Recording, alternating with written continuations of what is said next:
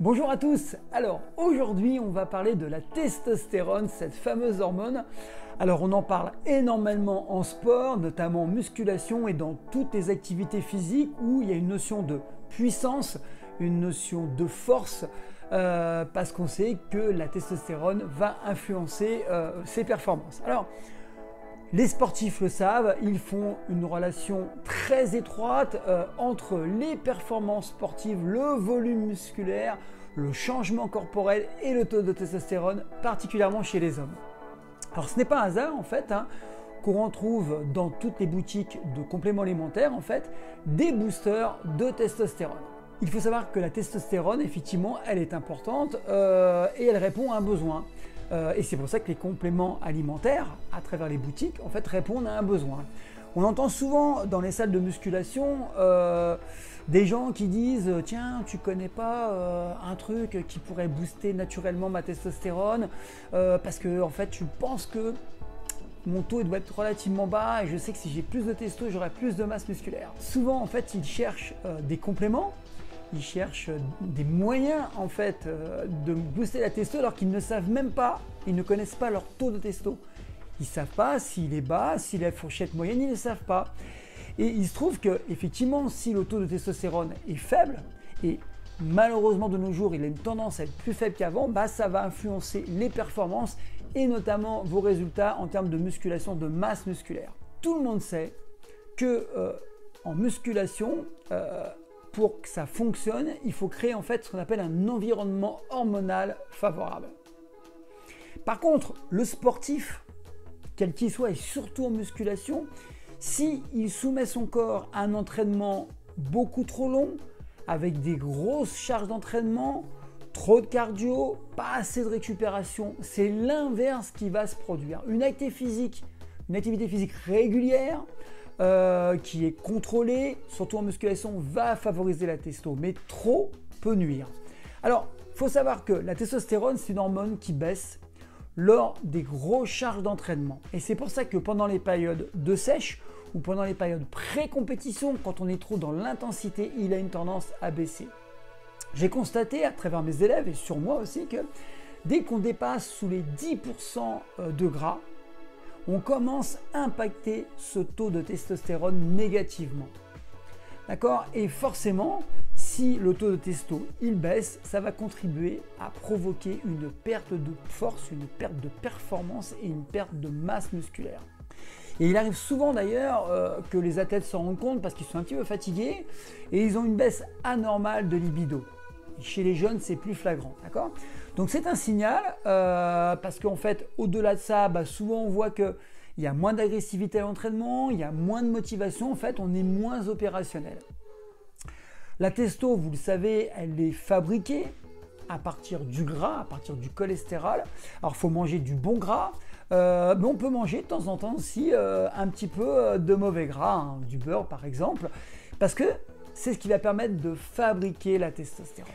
Alors certains des pratiquants que j'entraîne ressentent cette baisse de testo à travers les facteurs que j'ai donnés, baisse de libido, fatigue, moins de motivation. En fait, quand par exemple ils veulent sécher avant l'été, quand ils préparent une compétition ou quand ils sont sujets à des tracas d'ordre personnel, d'accord? Parce que le cortisol va monter et du coup ça va générer une chute de testo. Même chose dans les sports de combat, arts martiaux ou des sports où il y a des catégories de poids. En fait, quand ils suivent un régime drastique, très sévère, quelques semaines avant la compétition pour être au poids, en fait, ils enlèvent les glucides, mais surtout les lipides. Et je vous l'ai dit, s'il y a moins de gras, pas assez de gras, ça va impacter le taux de testo. Et c'est pour ça que je vous invite à ne pas rester très sec toute l'année. Ce n'est pas bon pour l'organisme, vous allez produire moins de testo et on n'est pas fait pour ça. Il faut toujours être entre 10-12%, c'est l'idéal, mais ne pas dépasser 15%. Pour certains, et on peut le comprendre, ils vont se dire que plus ils sont affûtés, plus ils sont secs, plus le rapport poids-puissance est optimal, plus ils vont être performants. Alors c'est vrai, par exemple, on va prendre des sports comme l'escalade, comme la gymnastique, où ce rapport poids-puissance est important pour performer. Mais on va le retrouver aussi quand les gens veulent être dans la bonne catégorie de poids, que ce soit en judo, en lutte, en boxe et ainsi de suite. Donc perdre du gras, oui, mais il faut le faire progressivement pour ne pas choquer l'organisme, pour ne pas le stresser, pour ne pas faire de cortisol et impacter la testo.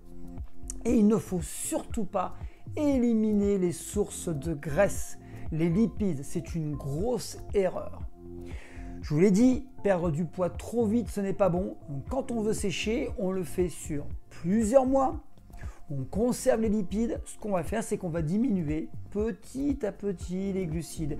Et puis faire des petites recharges de temps en temps, le fameux repas plaisir, pour relancer la machine au niveau hormonal. Après, si vous n'êtes pas à l'aise avec la nutrition, moi je propose des programmes de nutrition, morphonutrition, vous pouvez aller voir un diététicien, un nutritionniste, un professionnel. Il peut vous aider à perdre du gras sans être trop fatigué, sans être carencé. Sachant que nous tous, on a des métabolismes différents. C'est comme ça, c'est le propre de l'humain, on est tous différents. Certains vont être génétiquement programmés pour être secs. Après, vous allez voir qu'avec l'âge, en fait, on est de moins en moins sec. D'autres vont plus devoir en fait faire attention parce qu'ils ont une tendance à faire du gras, à faire du lard comme on dit, ils ont plus de mal à être affûtés, être plus secs. Donc dans ces cas-là, il faudra qu'ils prennent un petit peu de gras, mais peut-être moins que les autres. En tout cas, ce qu'il faut, c'est conserver les bons lipides et diminuer plutôt les glucides. Alors les sucres rapides, ça à éliminer.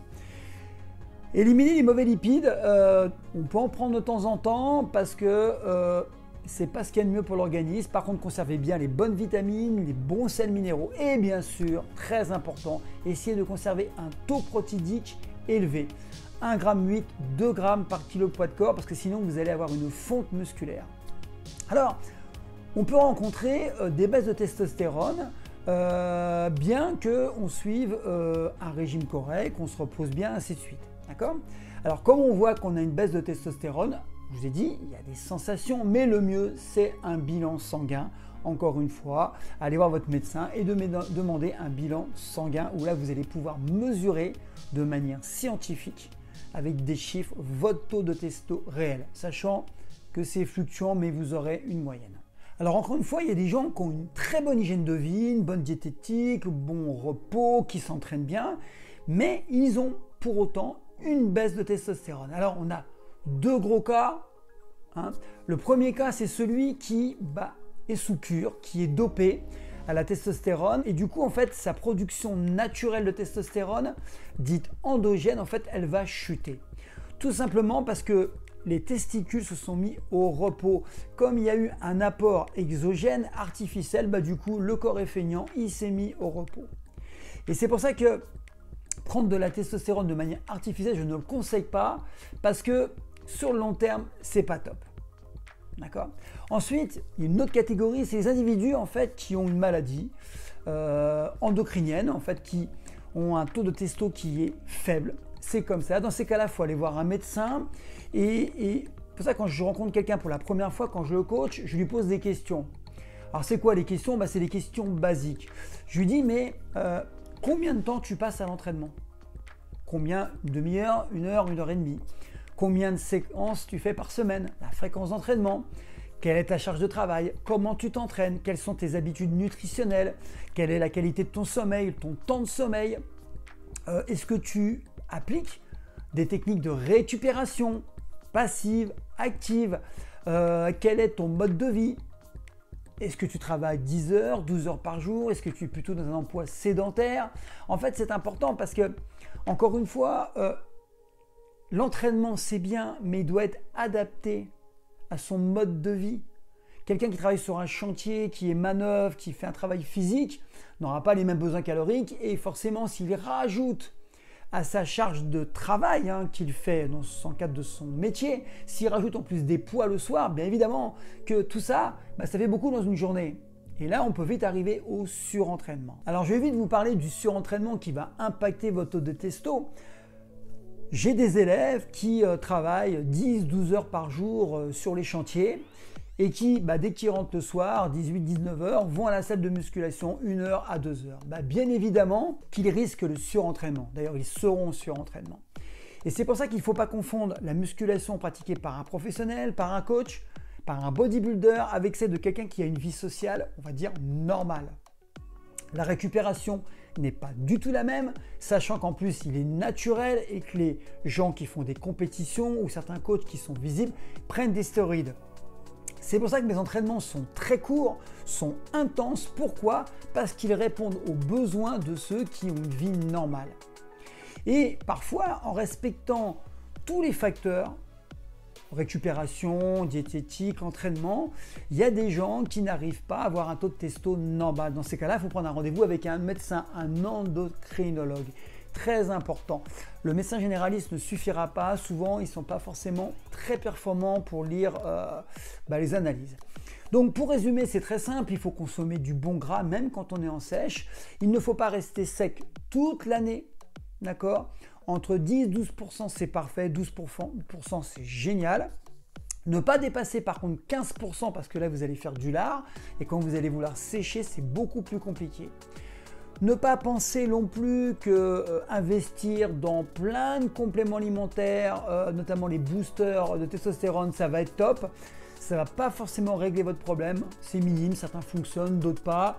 Moi, je peux vous dire que beaucoup de produits dont on vante les mérites sont inefficaces, parfois même sont dangereux. Les compléments alimentaires, c'est pareil, hein, c'est pas à prendre à la légère. Hein. Encore une fois, je ne dis pas que tous les compléments alimentaires ne sont pas efficaces, parce que beaucoup ne sont pas efficaces. Pensez, très important, à consommer juste après la séance de musculation des sucres dits rapides dans cette fenêtre, la fenêtre métabolique. Cette fenêtre d'une heure environ est importante en fait. Pourquoi il faut consommer du sucre rapide? Parce que juste après l'entraînement, ça va favoriser ce qu'on appelle une poussée d'insuline, une remontée de l'insuline. Et du coup, ça va remonter aussi votre taux de testostérone. On ne la prend pas à jeun, on la prend juste après l'entraînement. Sinon, vous allez faire du gras. Ensuite, pensez à bien récupérer, on parle de sommeil, on parle de douche froide, de techniques de récupération active, passive, comme la respiration, les automassages, la relaxation, la sophrologie, il y a plein de méthodes pour récupérer. Alors, j'insiste toujours sur le sommeil, il est très important, parce que c'est la nuit que notre organisme fabrique des hormones. C'est pour ça qu'il faut un sommeil de qualité et d'au moins 7 heures. Mais il n'y a pas que la testo qui va être boostée. Il y a aussi l'hormone de croissance, très importante, hormone de croissance. Ça va permettre en fait une reconstruction des fibres, des tissus musculaires qui ont été brisés pendant vos séances d'entraînement. Je vous l'ai dit, on prend du muscle non pas pendant la séance, puisque c'est une phase de destruction catabolique, mais pendant la phase de récupération. C'est pour ça que parfois les gens se trompent en investissant tout sur la séance de musculation, sur le programme, alors que en général, 70% va se passer après. Alors attention, hein, c'est pas parce que vous allez dormir correctement assez longtemps que votre taux de testo, il va doubler, tripler. Non, non, c'est en mettant bout à bout des facteurs que j'ai nommés, qui sont positifs pour l'environnement hormonal, et c'est tout le cumul de ces facteurs qui va être bénéfique pour votre santé et pour vos muscles. Il y a un tas de choses qu'il faut savoir, notamment en termes d'aliments, qui vont booster, qui peuvent aider à booster la testostérone. C'est pour ça que j'ai fait une formation complète sur la testostérone, où vraiment je vous donne un protocole qui permet de la booster naturellement. Il a fait ses preuves, elles sont basées très simplement sur la physiologie humaine. D'accord, c'est pas des trucs farfelus, on se base sur la physiologie. Et puis vous allez voir que les résultats arrivent très rapidement, on progresse, on augmente son taux de testo sans problème. Voilà. Donc encore une fois, il faut essayer et faire des choses qui sont naturelles. Ce qu'il faut savoir, c'est que la méthode est hyper importante, quel que soit le domaine. Donc effectivement, pensez que juste dormir, bien s'entraîner, c'est suffisant. Non, c'est comme une recette. Il faut mettre les ingrédients précis pour avoir la recette, pour avoir ce que l'on veut exactement. C'est ce qui fait l'expertise. En fait, on a une tendance parfois à dire « ouais, je dors bien, je mange bien, je m'entraîne bien ». Mais ce n'est pas suffisant. Il y a peut-être des choses qui vont vous permettre, alors oui, c'est minime, mais je vous dis, le cumul de ces petites choses font que ça va créer de gros résultats. Alors pour terminer, merci pour votre fidélité sur cette vidéo qui se veut avant tout, comme la chaîne d'ailleurs, un espace de partage entre vos connaissances, votre expérience, votre façon de voir les choses. Et ce que je propose tout simplement, c'est une chaîne de partage, c'est une chaîne où J'espère que je peux vous aider à comprendre certaines choses, des choses qui sont liées à mes recherches, le fruit de mes expériences, de mes erreurs. Donc n'hésitez pas à mettre des commentaires, vous êtes les bienvenus. Si vous avez des questions précises, envoyez-moi un mail, je réponds régulièrement aux mails. Et puis encore une fois, avant de dire ça fonctionne pas, il faut essayer. C'est comme ça que j'ai basé ma mission de vie, c'est de tester et bien parfois ça fonctionne, parfois ça fonctionne pas, parfois ça fonctionne pas parce que je respecte pas le protocole et puis il suffit de pas grand chose pour que ça marche. En tout cas l'intérêt c'est d'arriver à obtenir des résultats et atteindre ses objectifs. Merci à tous, je vous souhaite une bonne journée. Salut!